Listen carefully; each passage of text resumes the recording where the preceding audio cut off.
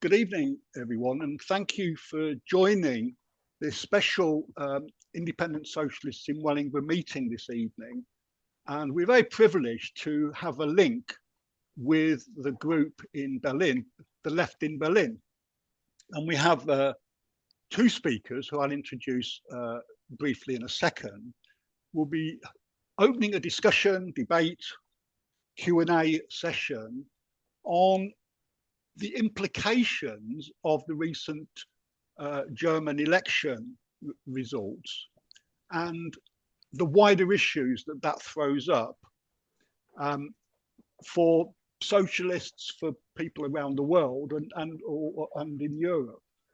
So we'll almost inevitably touch on things like Ukraine, the Trump elections, and the implications of how all these things come together.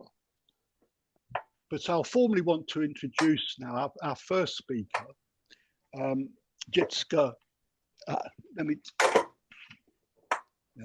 Grift, who, in her bibliography that she sent me, she says that she's a socialist from the Netherlands, and she's lived in several countries before settling in Berlin, where she works for a non-governmental organization, NGO. She's been part of political movements in Hungary and the US, and is treasurer and newsletter editor of the Left in Berlin.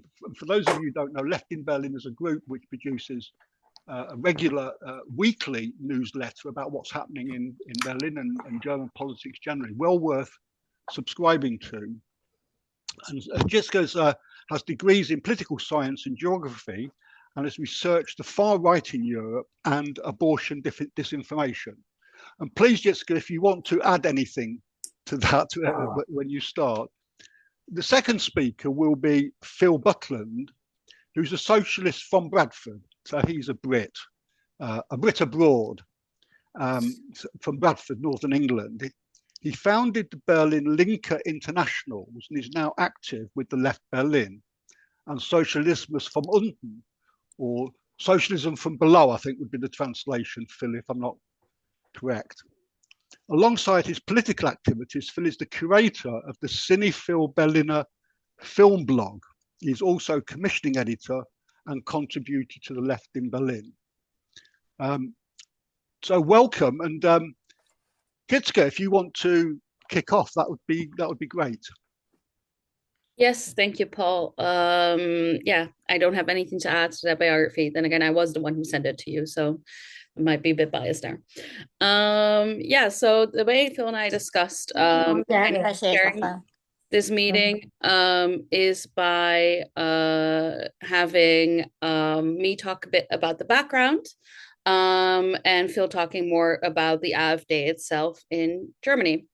So yeah, let me get started on kind of the background that led up to this current election, and the results that we see now. And in order for us to do that, we have to go back further than the past government, and go really to the Merkel government, which ended when she stepped down. So the CDU, the Merkel's party, also known as CSU in the south of Germany, left the country with very little investment in its public services or in the country itself, really. And this is something that has since then Merkel has been criticized for quite heavily. It's been written about this as well, which is her inaction in many different ways.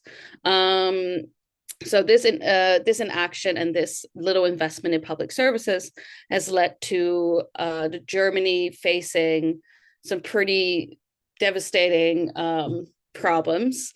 Specifically, one of the main ways this can be seen is in the infrastructure and public transport sector. So according to most recent calculations, Germany needs about 500 billion euros to invest in public services in the next couple of years in order to make it function. About more than 90% of all trains in Germany are not on time. And it's basically a constant, I mean, if you live here, you can see it, a constant restructuring of infrastructure that is just falling apart at the seams. And one of the things that America has been blamed for a lot in this is the lack of investment, also because she did have the money for a while to invest in this, which did not happen. At the same time, you also see large investments that were made in Russian gas, even after the 2014 invasion of Russia of Ukraine. And this is also something that America has been heavily criticized for, because when then the invasion of Ukraine happened in 2020, this led to a large problem for Germany, as the majority of their gas came from Russia, and they had invested a lot of money in getting gas from Russia. Throughout all of this, there's also just the support of anti-democratic regimes in Hungary. This is in part because Merkel was part of the European People's Party in the European Parliament, as was Viktor Orban, but also because German industrialization in part relies on Hungary and on Hungarian workers. So bringing all of that back to where we end up now, Germany has been in basically economic shrinkage for the last 2 years, and is predicted to have their economy shrink again this year. This is not good. It is one of the few countries that has been going through this in the Western world. And in general, it is something that for a country like Germany, which has seen exponential growth and has been growing economically a lot, even when there was a world economic crisis, they were not hit as hard. For them to now see this decline is, of course, very bad, especially when they consider themselves to be kind of the economic powerhouse of Europe. And at the same time as the fiscally responsible party of Europe, is something that we've seen with their reply to Greece during the 2008 financial crisis. Now, that brings us to the last government. And in order for you to understand kind of what let the last government fall, you have to understand the debt break. So in 2009, Germany passed a law, which made that annual structural deficits may not be more than 0.35% of GDP, meaning they couldn't borrow more money. And this was a big problem for the last government. They couldn't borrow more money. They couldn't take out any loans. And when they tried to let go of this, which is something that the Scholz's party very much wanted, this was basically denied to him by the FDP or the FDP, which is the Liberal Party in Germany, who got punished quite heavily for this in the last election and did not make it to the Bundestag, as far as I'm aware. The FDP, sorry, I keep mixing them up, are the Liberals, and they basically, it is of course not something that we know for certain, as we were not in the room, but in a way blackmailed the German government by basically saying, if you want this, then you have to do something for us. And this continued as kind of a political game until one day Scholz said, this is enough, and we're going to let the government fall. This led to new elections. And that brings us to the several parties that we had in the German government, or running for the government, the Bundestag elections, which took place last month. Actually, we're not even that far away. So one of these is BSW, Bündnis Sarah Wagenknecht, or the party of Sarah Wagenknecht, which is Sarah Wagenknecht was a member of the Linke, left this party, basically stating that identity politics were the problem, and that the Linke has been obsessed with this, and has formed her own party since then, the Bündnis Sarah Wagenknecht, which is a very extremely anti-immigrant party, calls itself leftist, is leftist in certain economic senses, yes, and also sees class as an issue, which is very true, and is one of the few parties, actually, I think almost the only party in the German political landscape that speaks out against the Israeli occupation of Palestine, and against the genocide that is taking place there, while simultaneously being very anti-immigrant, which is, of course, a very weird combination, very populist, conservative, but at the same time, still leftist.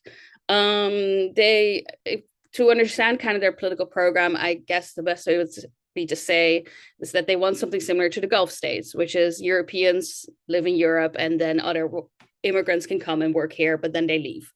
Um, which is of course not, she didn't get that. She didn't get into the Bundestag. Well, she did get into the Bundestag, but didn't get very far. Um, and her whole stance of the Linke is wrong. They're going to lose big because they are obsessed with these identity politics. Did kind of get proven wrong because the Linke did win a lot. It didn't win the election, but it did get further than many people would have predicted even a couple months ago, that they would get. And this is something that Phil will be talking about as well. But before that, there's two more things, which is one, the one problem kind of that, well, there are of course multiple problems always, but the problem with the Linke specifically is its stance on Palestine. And this is something that's very difficult to have in Germany. Like I said, a majority of the parties are very much pro-Israel. And they have a very problematic stance on Palestine. In general, the way that the German government or the German public even has handled the genocide that is currently going on is by rampant anti-democratic measures such as banning protests, banning slogans, banning languages from being spoken at protests, things like that. And this is something that kind of accumulated in the Linke by the expulsion of a pro-Palestinian activist, which it did at the end of last year. And the reasoning for this expulsion was by saying that this activist brought the party into disrepute. And German media itself is extremely complicit in this as well. I think one of the best examples I always give people on this is that if you go on the subway and you see these little TV screens and they display news on them, if there is a pro-Palestinian demo, it is always known as an Israeli hate demo, right? So it's not about pro-Palestine, it's you hate Israel, and that's how they refer to it. Similarly, I've been at demos where slogans are said such as that Germany is financing the bombing that Israel is doing, and then the newspaper the next day says that people called for the bombing of Israel, which is obviously not true. So this has been a really big issue. This is an issue also in the sense of the dividing of the left in Berlin or in Germany itself. Nevertheless, the left or the Linke has united itself into kind of the opposition to the far right. And I think this is kind of important to take away from the most recent elections in Germany, which is that the rise of the far right also means that there is a place for the left to attract people, to unite people. The Linke had a very on the ground campaign. They were in every neighborhood. They were talking to people. They were on social media. They had pictures of the people in their neighborhood who were like running for government in the Linke. And I think there was also a sense of people knew that they couldn't get anyone, or they couldn't get anyone to win in the Bundestag that was pro-Palestine. And this is very devastating, of course, to know. But this was the reality that many people had, is that no party that is ever going to get big enough to do anything is going to be pro-Palestine. And this is just a situation that you live with in Germany. In that sense, there was kind of a compromise that people made. We did an election event in the left to talk about like the different types of political parties that people could vote for. And someone said something that I think is very apt to this, which is that the Link is not going to be pro-Palestine, but they will stop deportations. And this is something that a lot of people have to consider for themselves, right? Yes, they might not be pro-Palestine, but they won't deport people to Gaza. At the same time, I think kind of what is important to remember when talking about these issues, and then I'll hand it over to Phil after this, is that a lot of times, if you look at the election map of Germany, you kind of really see where the AfD was elected, where the Linke was elected, right? And a lot of times the Berlin Wall or the Iron Curtain are very much blamed for kind of having this divide in Germany and in Eastern Europe and things like that.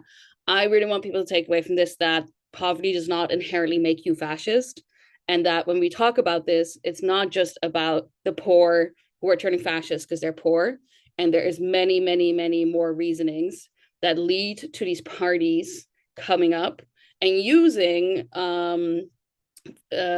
populist rhetoric to get people to their side. And so when I talk about these things, I think we should acknowledge that while the left has had issues in convincing people in the last 2 decades, let's say, at the same time, I do think that Germany showed kind of how that can be fought against, and that no matter what, at the end of the day, it wasn't poverty that made people vote the AfD specifically, because they are not inherently fascist because they vote because they are poor. So yeah, that's kind of what I wanted to say in this scenario. But I'll now hand it over to Phil. Okay, thanks. I've just been adding something I want to say. As said, Jitske was talking about the background. I want to concentrate. Okay, firstly, apologise that I will probably switch between AfD and AfD, which is the English and German pronunciation. It's the same thing. You get used to talking about party like this. But the AfD was formed just over 10 years ago. It was originally formed as a professors' party, it was known as, of Eurosceptic people against the euro. Very similar to, at the time, UKIP and more recently Reform UK. It was not a party full of racists, but not particularly a fascist party. You've got to say that in those 10, 12 years, the party has changed. That there has been, most of the professors have left, have either sort of left or been kicked out of the party. There's been a big growth, particularly in Thuringia, under the leadership of Björn Höcke. Björn Höcke, it is legal to call Björn Höcke a Nazi. There was a court case where someone was taken to court for calling Höcke a Nazi, and the judge ruled, no, it's fair comment to call him a Nazi. He's twice been convicted of using slogans used by Adolf Hitler, and is a serious threat. He received in the local elections at the end of last year, he received over 30% of the support standing in Thuringia. At the same time, the party is being led by a more interesting character, Alice Weidel. Alice Weidel is a lesbian with a partner from Sri Lanka. And there is a tendency amongst some people to say, well, okay, you might have Höcke in AfD, but Alice Weidel shows you can have a liberal. Actually, I'll come to this a bit later. Weidel and Höcke are following the same goals with different strategy. Weidel has seen the success in France of Marine Le Pen, who has put herself forward primarily as a woman, primarily as somebody who cares about the victims of poverty, and not in the first line as a Nazi. While at the same time there are sort of the party and people within the party are building something else, and so there are differences between Weidel and Höcke, but they are primarily strategic differences. Okay, that's the background to where they came from. The last month's election, the AfD doubled its support. We were watching it on the evening, and it looks like we were quite excited because we'd heard of big results, and it looked like they were going to get less than 20%. And the closing polls at Germany usually quite accurate, and they're on something like 19.8%. The problem is the closing polls tell you what people said they voted, and the final polls tell you what people actually voted, and they ended up at 20.8%. I think it showed there's still a certain stigma about voting AfD, but this is breaking down strongly. And they're getting a fifth of the entire vote, a third of the vote in the East.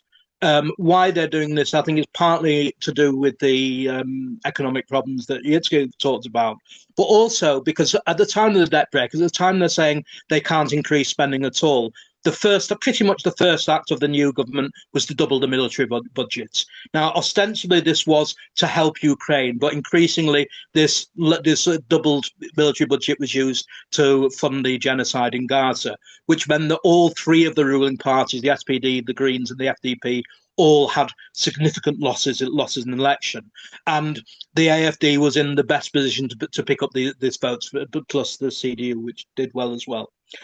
Okay, another myth to break is the AfD is an East German phenomenon. It is true. It is stronger in the East than it's in the West. But there are two states in the West, Rheinland-Pfalz and Saarland, where the AfD got over 20% of the votes. In every single state except one, it got over 15%. That one was Hamburg, which had a large number of anti-Nazi demonstrations against the AfD, and so it's and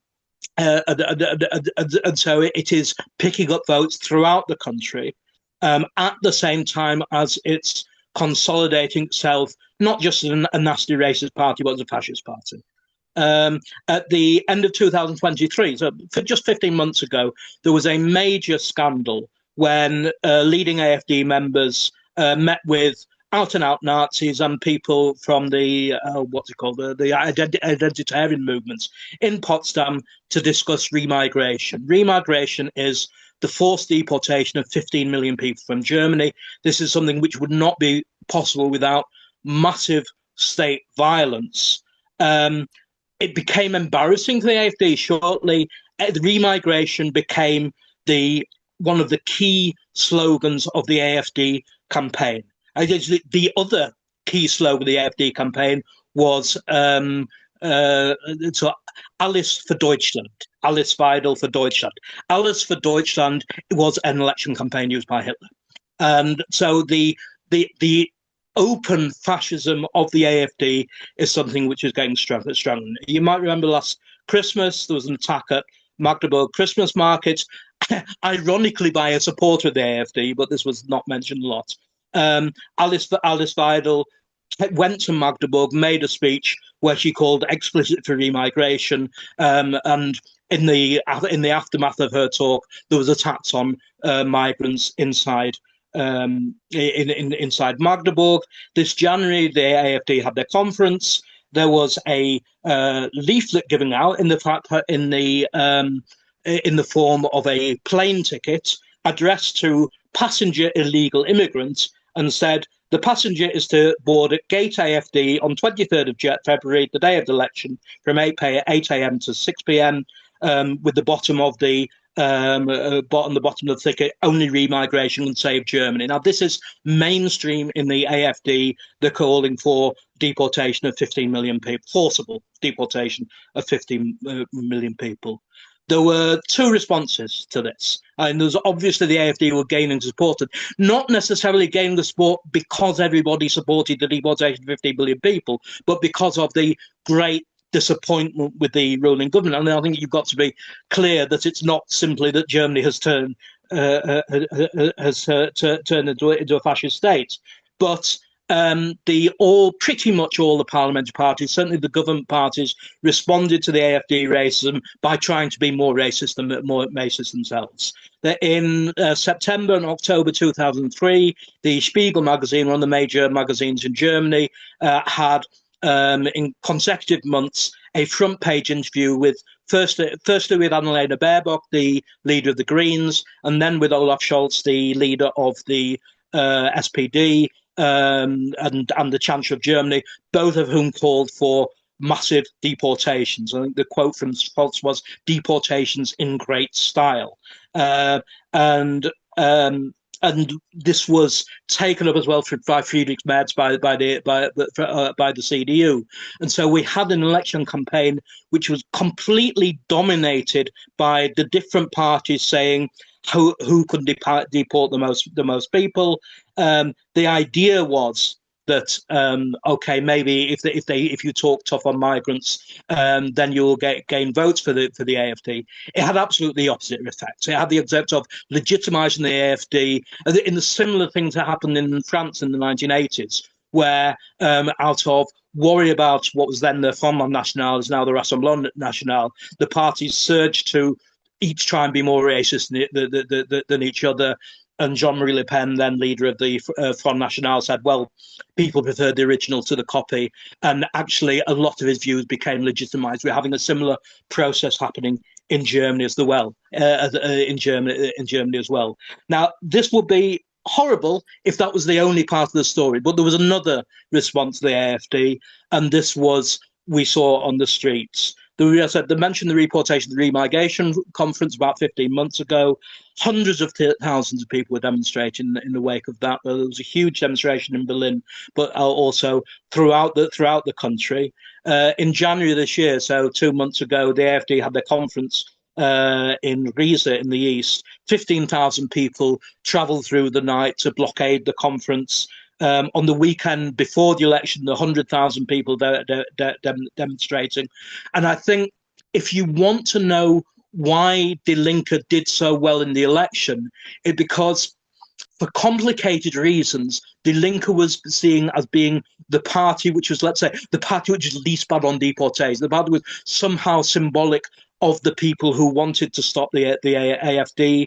The leader of the parliamentary faction, Heidi Reicheneck, did a speech in the Bundestag, which went viral, went onto TikTok, about saying, we're going to take to the streets and the ballot box. She ended the speech saying, we'll take to the barricades. And so in the wake of movements which the Linke didn't really build, the Linke became the symbol of that. And I think that's why they got 3 times as many votes as expected, which is something that absolutely to be welcomed. At the same time, I would say whenever there's a big environmental catastrophe, or whenever there's anything, big Fridays for Future movements and things like that, the vote for the Greens surges. Although the Greens' record on the environment is terrible, it's the identification with the party and the cause which help the cause. So what's going to happen next? I think that if he were given a choice, the CDU leader Friedrich Merz would do a pact with the AfD. But the size of the opposition to the to the possibility of joining was such that he's unable to do this. There was a couple of weeks before the election, Merz pushed through an anti-immigration bill, which was only possible with support of the AfD. This is something which hasn't happened in Germany before. Normally, there's a cordon sanitaire which says we're not going to work with them, and there was such a hostile response from people that I think Merz knows that if he were to go into a government with the AfD, that would be political suicide. It's at the same time the AfD is watching on. Alice Weidel has said, our hand remains outstretched to form a government, but also says if the other governments try and rule without them, the AfD will be waiting at the next election. I think this is a serious threat. I think this is the most likely scenario, but it means that if, as is likely, we have a government which attacks people, and if, as is likely, the AfD is formally isolated in Parliament, and if, as is completely unclear at the moment, there is no serious movement against the AfD on the streets, then they're in a position to benefit from the attacks which are coming up, attacks on working hours and things like that. We're looking at a situation though where it's not necessarily the case that there's going to be no resistance. 2.5 million public sector workers have started warning strikes for an 8% pay rise. We've had the demonstration against the AfD. We've had all sorts of demonstration against cuts in Berlin and things like that, which are the start of something, and which could be a start of an isolation of the AfD. I do believe, however, that trying to play their game, trying to offer parliamentary solutions, which is just what the AfD is pushing for, is not the way to support. And I think things are up in the air at the moment. That let's two things to finish. One, the AfD has become a fascist party. But secondly, whether or not they survive depends on winning over the people who are voting for them out of desperation. And you don't win people voting for desperation by offering a different form of racism. They need to be challenged politically, and they need to be challenged on the streets. And that depends a lot on what we do as to what's going to happen at the next election and what's going to happen during the current government. I'll leave it there. Thank you very much, Phil and Jitska, for those opening contributions. And the floor is now open. If people could indicate whether they want to speak by putting up by clicking the button at the bottom of the screen in terms of the reaction button, in terms of indicating you want to speak by raising your hand using the react button at the bottom of your screen, that'd be really helpful for me to know that you're available. Okay, so it's really over to you folks. Questions, answers, contributions at this stage to the discussion. And it's now 8:38, so we give it 10-15 minutes and then we'll have a short break.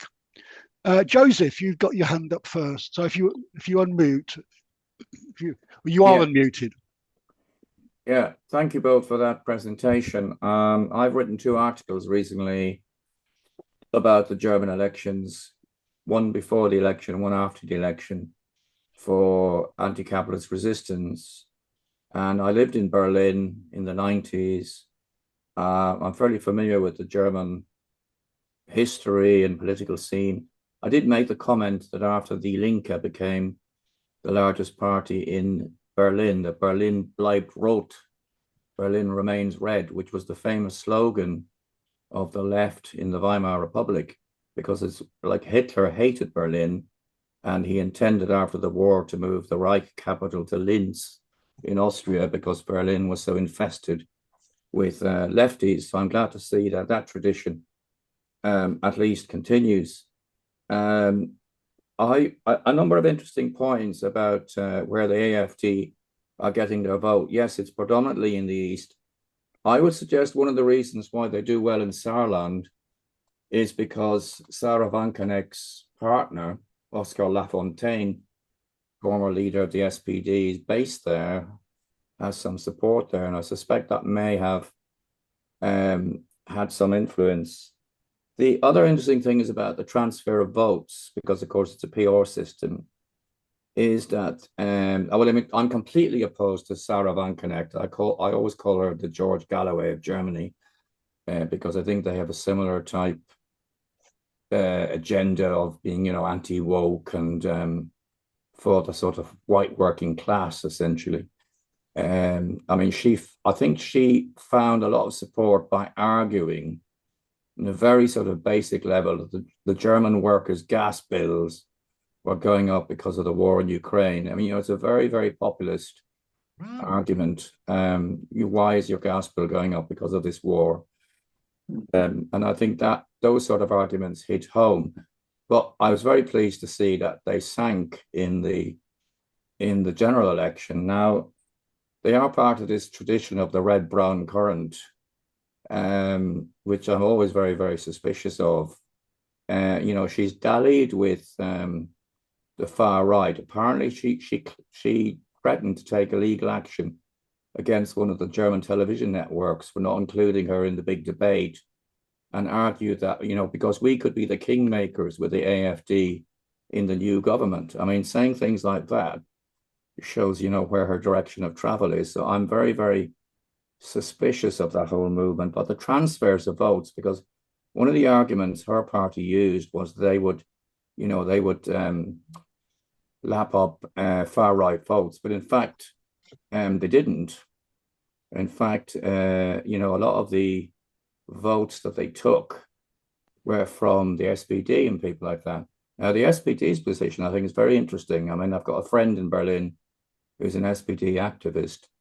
Their vote has really collapsed, and it's almost like a return to 1918, 1919, because they're about to go into this government, this conservative government. I think they're signing their death warrant if the SPD goes into this coalition with the CDU, because they already have a lot of disenchanted voters. They have a lot of disenchanted members.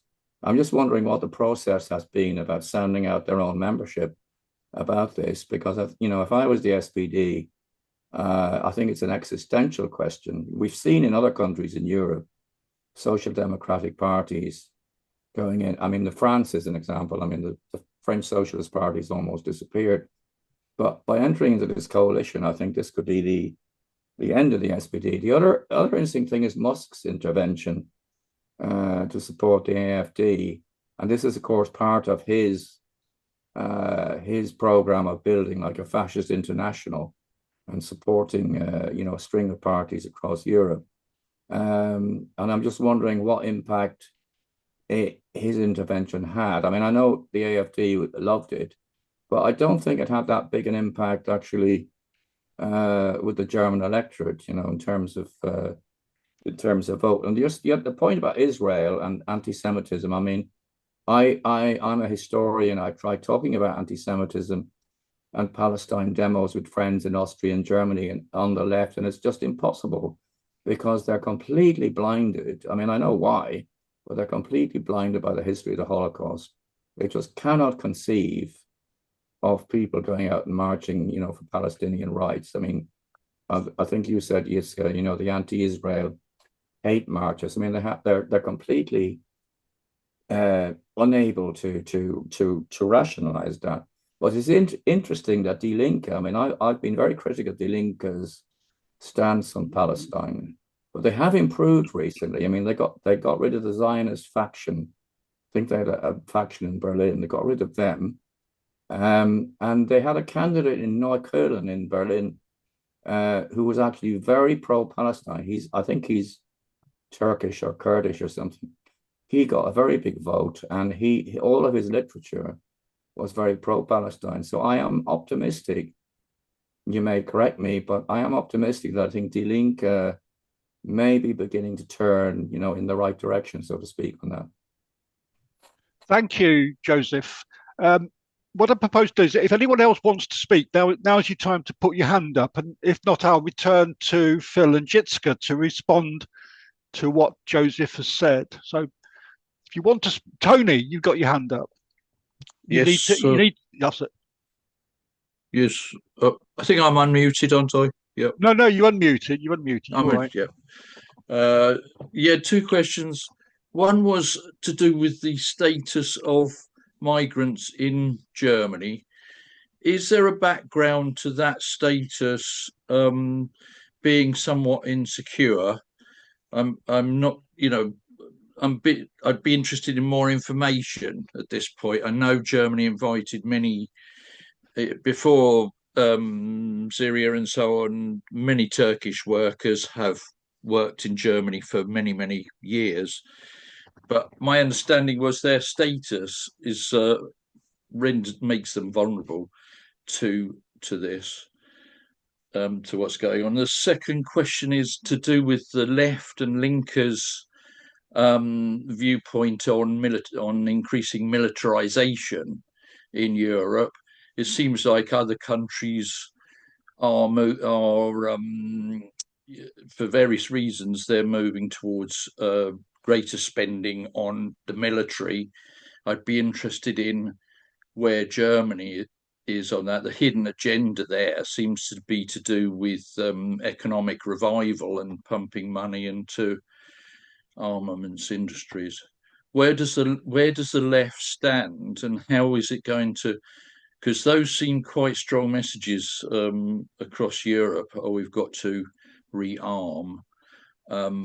I think there are many concerns that people have, despite the threat of Russia, I think, and it needs careful thinking through and what the policies would be. But can you give me some ideas about where the Linke's policies, how they want to develop them, please? Thanks, Tony. Phil, Jessica, do you want to come back at this point? And then what we'll do is we'll have the break after the your discussion, unless people want to come back to further that discussion on these points. But who wants to go first? Phil, Jessica, Jitska first? I can go first, and then we can do the similar to how we did the other one. I do think that there's questions that Phil will answer much better than I will answer, so I will I will pass those on to him. Yeah. Yes. So a couple points. The candidate in Neukölln in Berlin, Ferhat, who is very pro-Palestine, has openly been pro-Palestine. It's very true. We are fans of Ferhat as well. And at the same time, also, I didn't discuss this because I was more talking about the history, but it is true also that the Linke, I think, recently, either right before or right after, well, around the elections, did start a working group on Palestine, which is good. It is getting somewhere, right? We would have hoped that as a leftist organization, it wouldn't take that long to get to anti-colonialism. But obviously, this is very difficult in Germany, so we'll take the little wins as well. The militarization. So, and this is something that Phil can definitely expand on much better than I can as well. But within the Linke, at least, there's several kind of blocks about the militarization. So there are those who are very much part of the peace movement, who do not want to militarize, who do not want to send weapons to Ukraine. Then there is also a bloc that does want to send weapons, but very much under certain circumstances. And then there's the ones who also want to militarize, who see Russia as a threat and who want to send weapons to Ukraine, right? So these are kind of the three blocks within the Linke. And I think this is kind of also representative of what you see in the left movement in Germany. But again, I will also let Phil get more into that. What else? I think I'm missing questions here. I think that was all I had answers to. Maybe Phil, you want to take over? Okay, I'll try and do it quickly and I can come back. Just a couple of points. Firstly, yes, it is great that Berlin Bleibt's wrote. In Berlin, the second most popular party was the AfD. So it's what's happening at the moment is a polarization, which is not even in Berlin is not just to the left, and in a lot of other places the polarization is to the right or benefit, but the parties of the centre are falling behind the wayside. That's all I say. I think it's a very useful comparison of Sarah Wagenknecht and George Galloway. Actually, my answer to a few things of this, I've written about this on the leftberlin.com. Find my art. I've written 2 or 3 articles on Sarah Wagenknecht. One thing that is worth pointing out, I did mention already that shortly before the election, that Friedrich Merz broke the firewall of no collaboration with the AfD to get a vote through. All of the members of the Bundesrat Wagenknecht who are in the Bundestag voted for the same anti-migrant votes that the CDU and the AfD voted for. And so while they did take some votes by being anti-war, by being pro-Palestine. I at least one of my friends voted for the Bundesrat Wagenknecht on the basis of Palestine. They ran a more racist election campaign than the SPD, and the Greens, which is saying something. Will the SPD go into coalition with the CDU? This is an interesting question. I agree. It could be suicide. I think that's again a good comparison within France. The election before last in France, where the Parti Socialiste got down to 1% of the vote, or the experience of PASOK in Greece, and so the SPD had their worst ever result. That doesn't mean it couldn't get worse. And I think if they are the junior partner in the CDU government, it could be suicidal. At the same time, there is a real fear of the AfD going to government, which will be used to pressurise party members. The coalition needs a vote of SPD party members of whether or not they'll do that. So it can't be decided by the leadership alone. And my feeling is, because of the fear of the CDU saying, well, if the SPD won't go into coalition with us, we'll have to go with the AfD, will discipline the SPD members and they will vote for a coalition, and that will be suicidal for the SPD. So that's my prognosis. But the Linke and Palestine. Now, this is I've refuted many articles I've written on this. This is something, but I'll try and be quickly. Firstly, no, it's not true that Linke got rid of Zionists. The Zionists left the party because they thought the Linke was too pro-Palestine, which is a nonsense, which has always been a nonsense. The initiative which Yitzke talked about is a grassroots initiative of a couple of local groups of the Linke in Berlin. The position of the party leadership was and always has been, don't mention the war at best. That it's following the 7th of October, the Linke joined all the other mainstream parties in supporting a demonstration for Israel. That is the position of the party. Yitzke mentioned as well the expulsion of Ramzi Kalani as a Palestinian activist. This was actually pushed by the Zionists who shortly afterwards left the party. But this was when the party left, were in charge of the party. Not one single member of the party leadership spoke against expelling a Palestinian activist. For the most of the Linke, Palestine is an embarrassment, and the Linke has never. The individual party members have, sometimes individual groups have. As a party, Linke has never been part of the Palestine of the Palestine movement, and I don't think it will be. Other people are more optimistic. I'm not. This is similar, I think, with the anti-war movement. So elaborate just a little bit on what Yitzhak says. I think also formulation which I made is that there are three factions. The one is a genuine anti-war faction. Another was, maybe if we maybe we need to give weapons to Ukraine. We're generally anti-war, but maybe we can have nice German weapons to Ukraine. As I say, these are the weapons which end up in the hands of the Israeli. I think it was a mistaken position, but it's an understandable position. But there has always been the position, the point of the Linke is to get into government. The only way we'll get into government is by coalition, and there's the CDU and the CDU, there's the SPD and the Greens. The SPD and the Greens have always said the condition for the Linke going into a coalition government with them is support for NATO. And I do think that the need to get into government is going to mean that the Linke will not lead a campaign against militarization. It will not lead a campaign for Palestine, although it might tail behind such campaigns. I'll leave it there. Let's leave it something. Farag Kochak in Berlin-Neukölln ran a superb campaign, activist, anti-racist, pro-Palestine campaign, gave out a leaflet on Palestine. To a degree, he was able to do this because he was standing in a largely migrant area of Berlin, where supporting Palestine is less of a stigma. This is going to be the interesting thing of the next few years, of to what extent Farag will be subject to party discipline and will be isolated. He is a strong friend of ours. He works very strongly with us.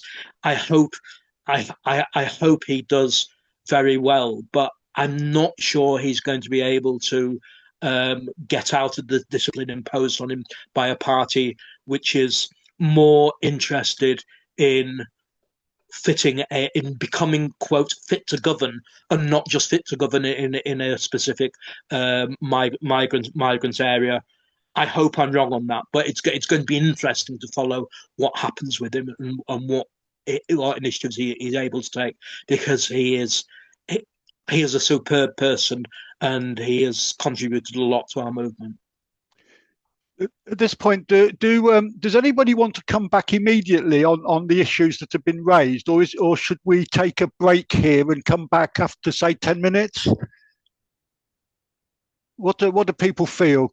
Please unmute and let me know what you feel. Yeah.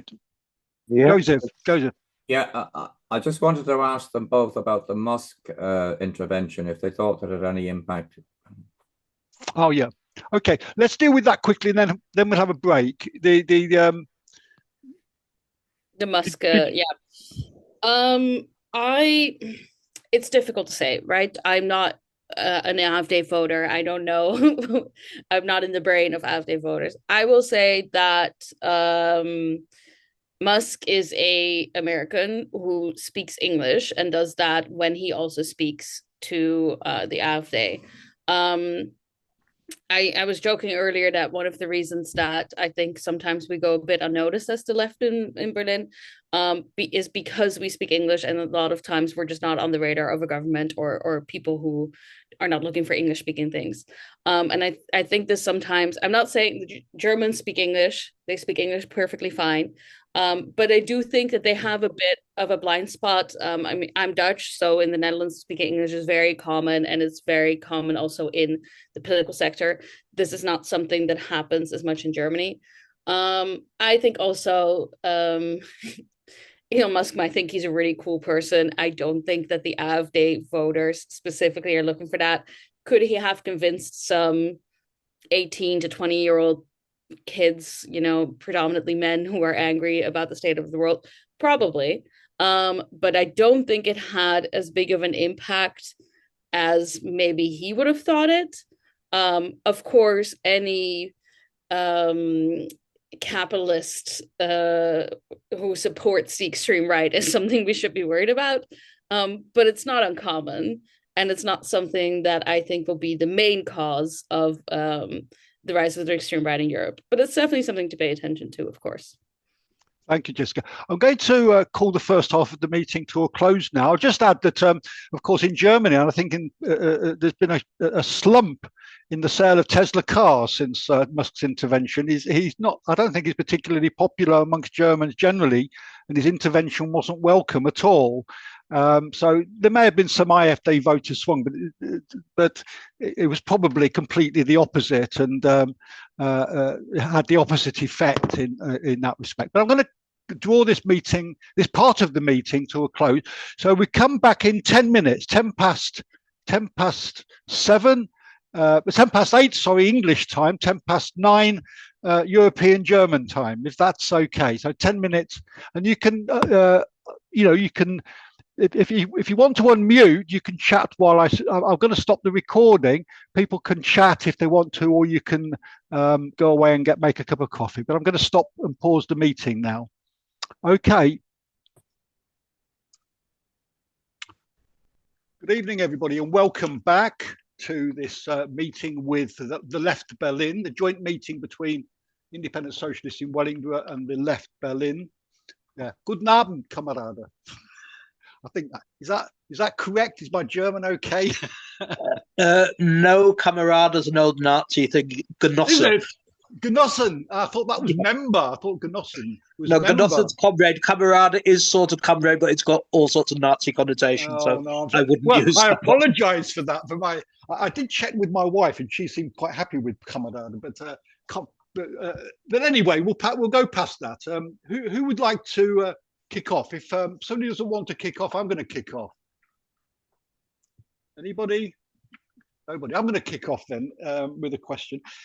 Two questions really. One is that I was wondering whether the AfD had perhaps reached the limits of its support in the context of Germany. It does seem as though the majority of the population in Germany may not agree on much, but they seem to still hang on to an anti-Nazi tradition. It may be vulnerable in connection with the CDU and whether they have an alliance with, but there's a kind of still a bulk, a majority of the population seem to be still anti-Nazi. And I wondered whether 20%, around 20% might be the current limit of their growth, or am I being too optimistic here?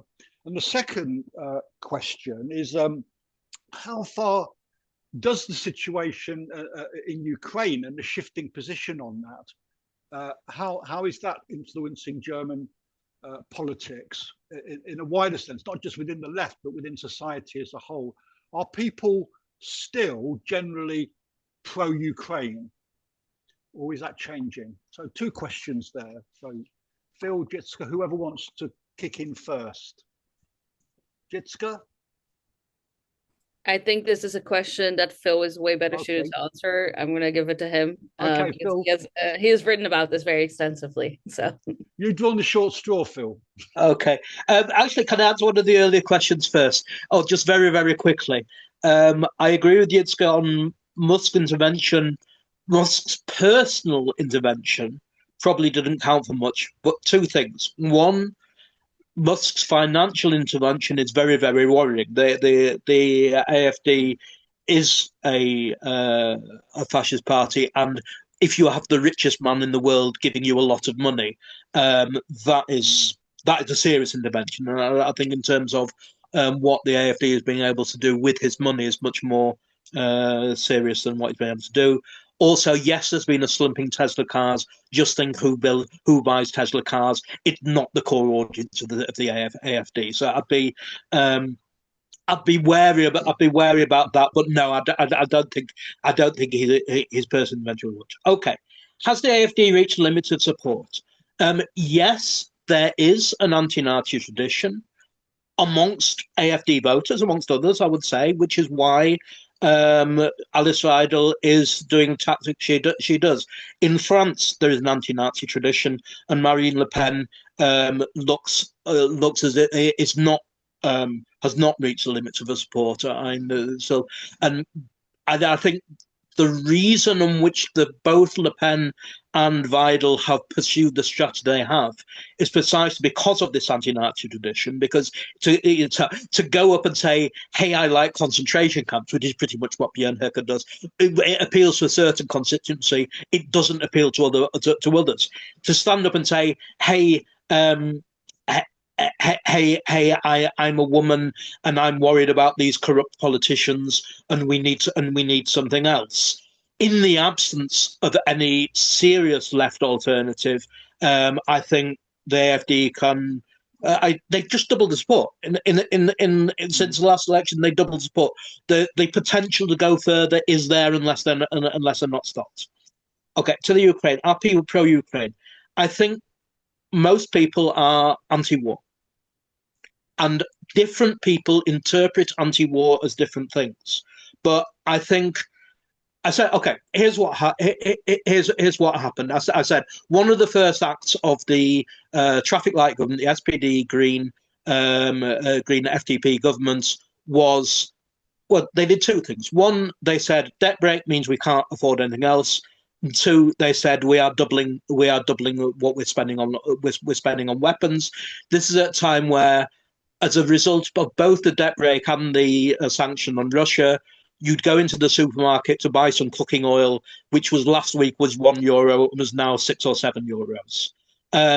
People responded to that, particularly poor people. Poor people responded to that and said, "We do not see why our money should be used to finance these weapons." Now, among those people, there were different interpretations of what that is, and from the AFD thing, which is Germany for the Germans and not for the Ukrainians, to a left position which says this is a proxy war. We don't which is being used to strengthen German militarism, which is good. As I said, militarism which was used in support of Israel, and so there is a whole range of.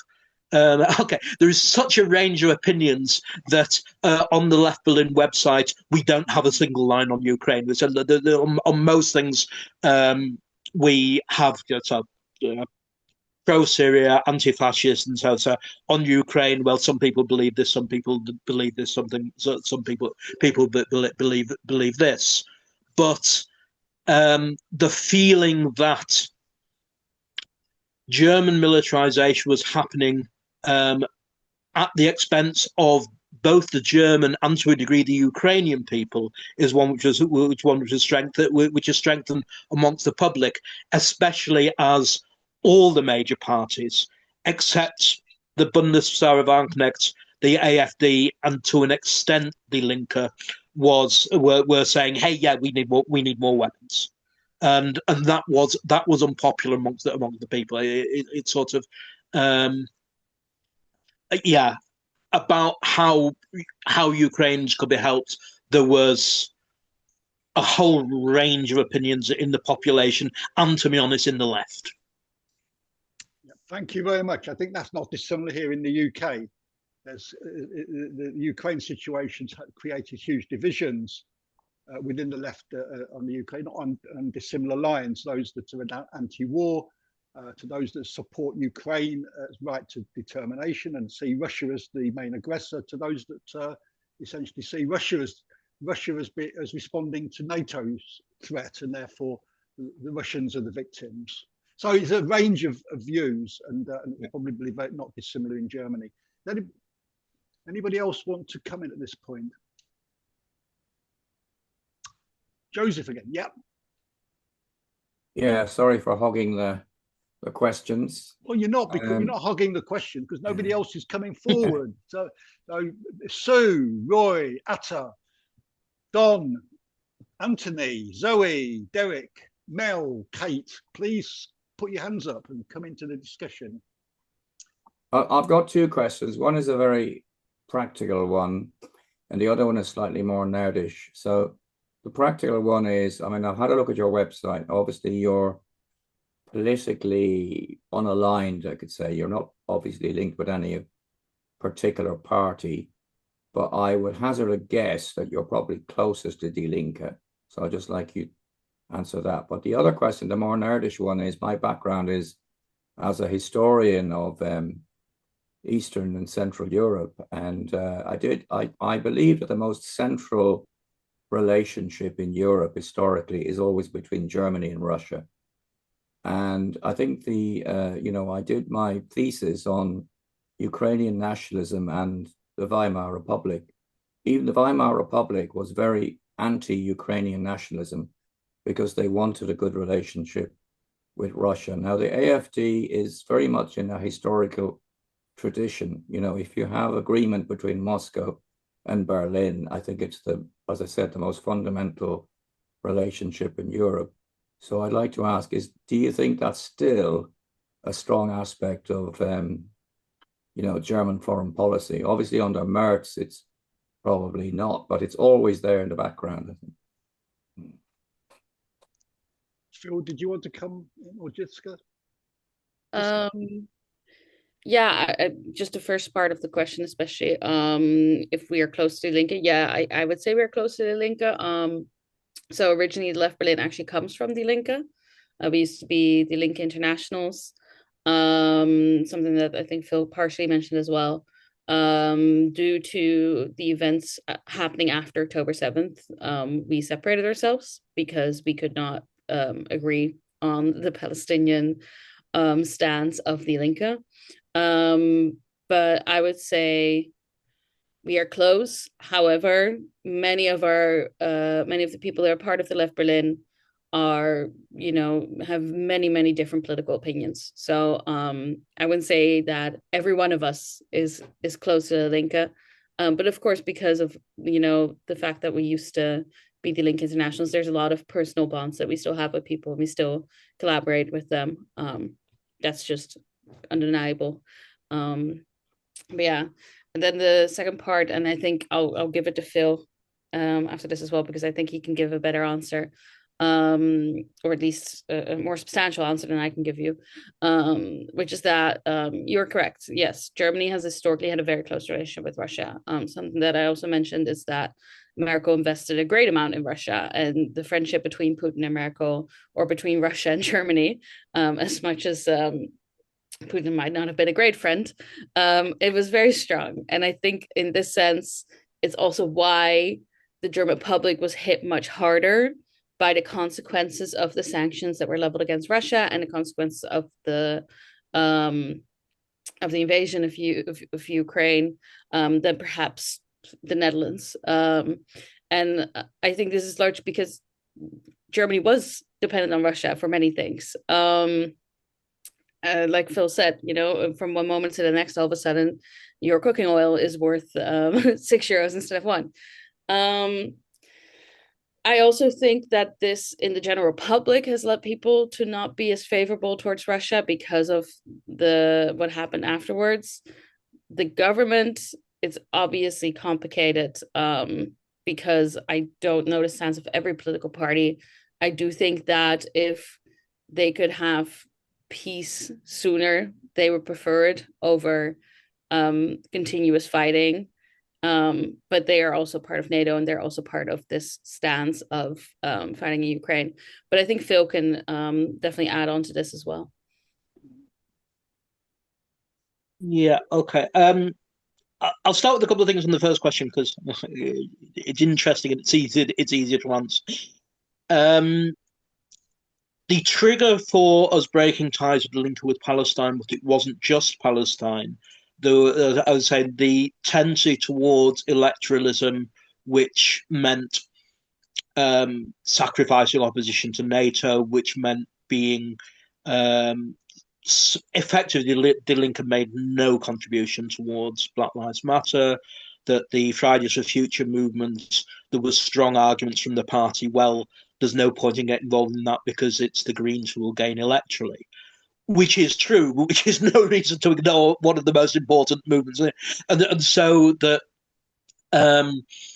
we identified a trend, or certainly I think quite a few people identified a trend in the Linke to become more like all the other parties, whereas when it was founded, I was a founder member of the Linke, it wasn't. And I've left the party last year as well. Having said that, I voted for Linke, and I think quite a few of us did, particularly people who had the chance to vote for Ferrat and Neukölln. We had an interesting thing where there was an electoral campaign election by Mera 25, which was the Varoufakis party, which did a strong campaign on Palestine. Actually, we did a campaign which is almost entirely based on Palestine, and certainly some people voted for Mera. We had someone who regularly writes for the website who was pushing an independent Trotskyist slate, and so it's an argument amongst us. But I think certainly for me, if you're looking for political orientation which is based in the community and based in sort of the people we want to influence, then the Linke is becoming more like the other parties, but it's the only party with social weight that you do, and sort of people like Ferrat, and also the Linke has an international department who we collaborate. The Rosa Luxemburg Foundation we collaborate with, and it was the fact that the Linke didn't disappear, which was it was possible that the party it was looking at getting less than 3% of the vote, which could have led to the party just breaking up entirely. It is a good thing that the Linke is still there. Okay. Germany and Russia now, the complicated one. Now this goes back a while. The Gerhard Schröder, the SPD leader, had very strong financial interest in Gazprom, I think it was, in the Russia, and there's a history of German trade deals with Russia, which were, among other things, to the personal benefit of Schröder, who was from the SPD, and so the trade links are strong.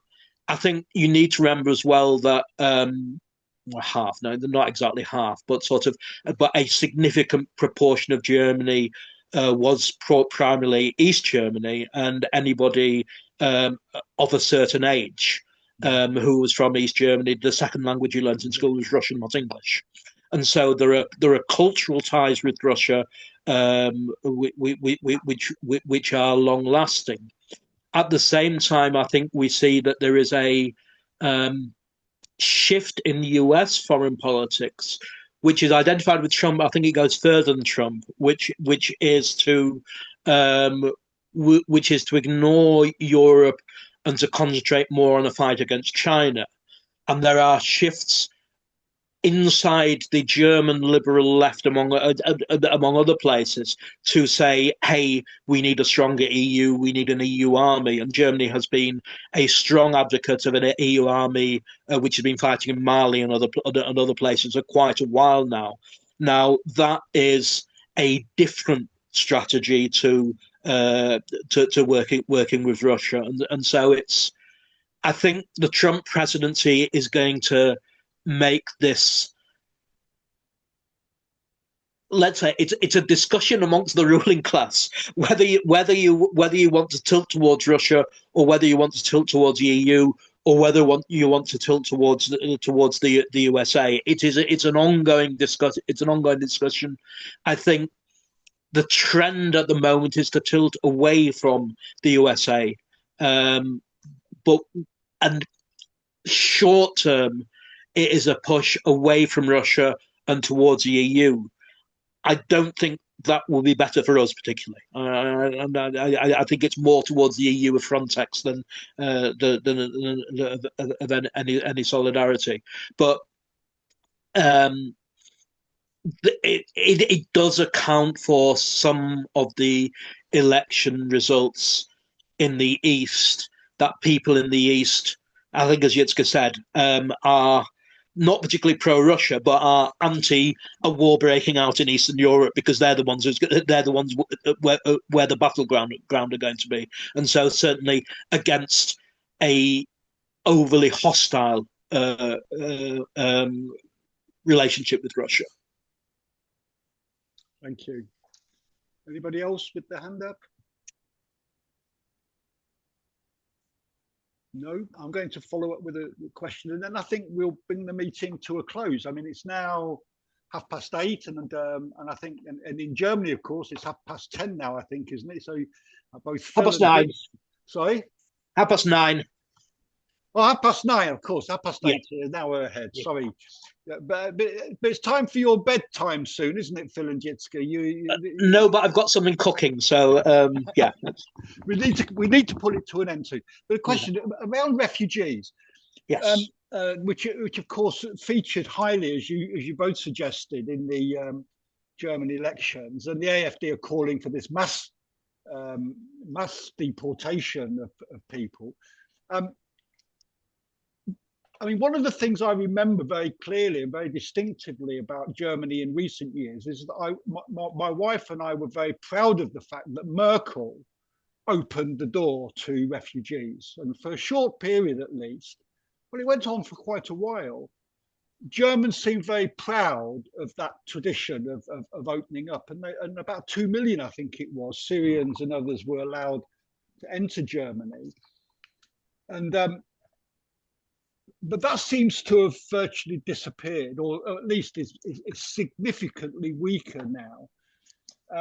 Is there the similar attitude? I mean, if there was peace to break out, however temporary, in Ukraine, and if the situation in Syria stabilized, would there be moves to push Ukrainians and Syrians back very quickly? And would there be popular support for that? I mean, there already is a move to push Syrians back very quickly. This is something that is already being pushed a lot, to the extent where even Deutsche Welle, the English language news here, has written about how many Syrians work in healthcare and how it would be a problem if they all left at once.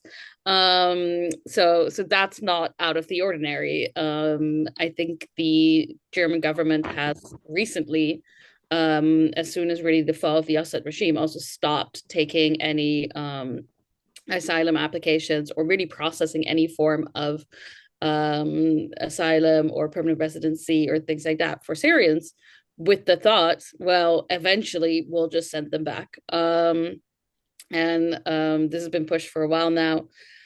At the same time, would this happen for Ukrainians? Difficult to say. I think that, yes, to a certain extent it would. I think similar to any large refugee stream that comes in, and we've seen this in many other places in the world, there is pushback at some point. People are going to be angry at some point about the refugees coming in. And this is something that's happened in Germany as well, right? Now the Ukrainians are taking the apartments and they're doing this, and that's why rents are so high, and this and this and this. Obviously, this is not very true, but it is something that's pushed a lot. And so I do think that if the timing was right, they could absolutely push for the same thing for Ukrainians.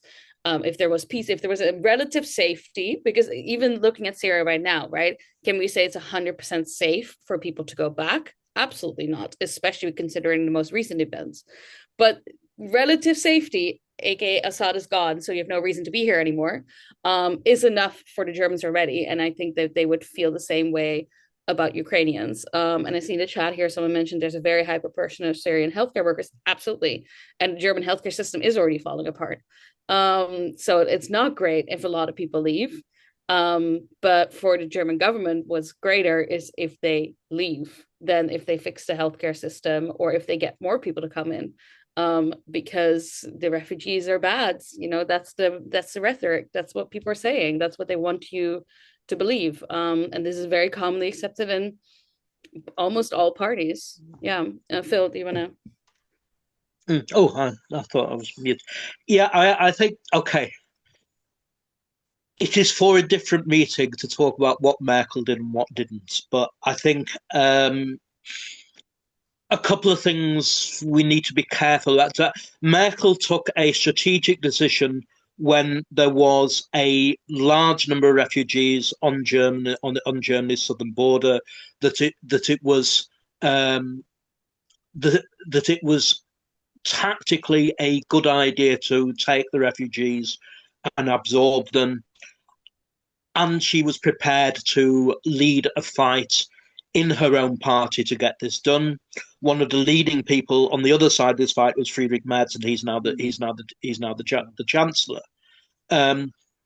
However, at the same time, Merkel, at the same time as letting in Syrian refugees, Merkel was making it more possible to deport Afghanistan people.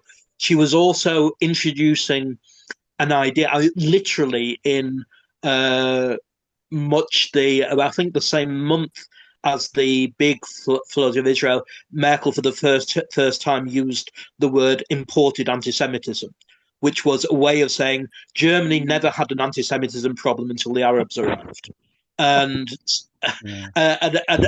so there was a racist narrative which Merkel herself was supporting, which was saying, okay, a certain patronizing, we've got to let these people in because the alternative is building big fences on the German border, and we don't want to do that. That's not a good look, building big fences from Germany. And she took a strategic decision to do that. And I think a number of the words, the number of the words she used in the argument inside the CDU were good, but I think she's lauded as being a lot more philanthropic for the position than she was.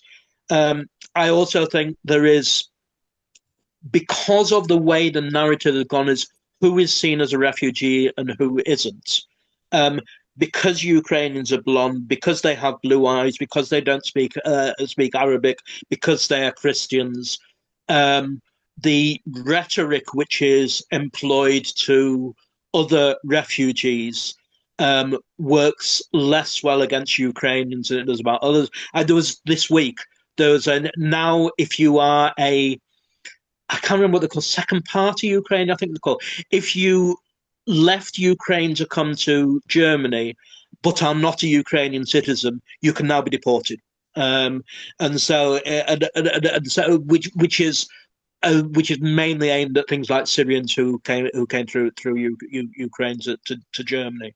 And so there is the current level of the discussion is it's still a mainly anti-Muslim, anti-people with dark skin, anti-refugee, which means the Ukrainians aren't in the first line of that. But we know from history that people go for the easy targets first, and then go, and Ukrainians will be there.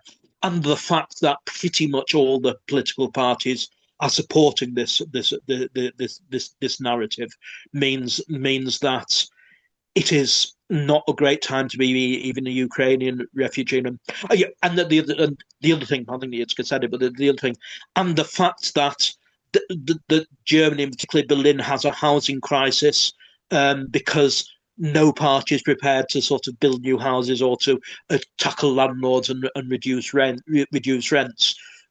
Means that the rhetoric to say it's less that the migrants are taking your jobs, it's more the migrants are taking your homes.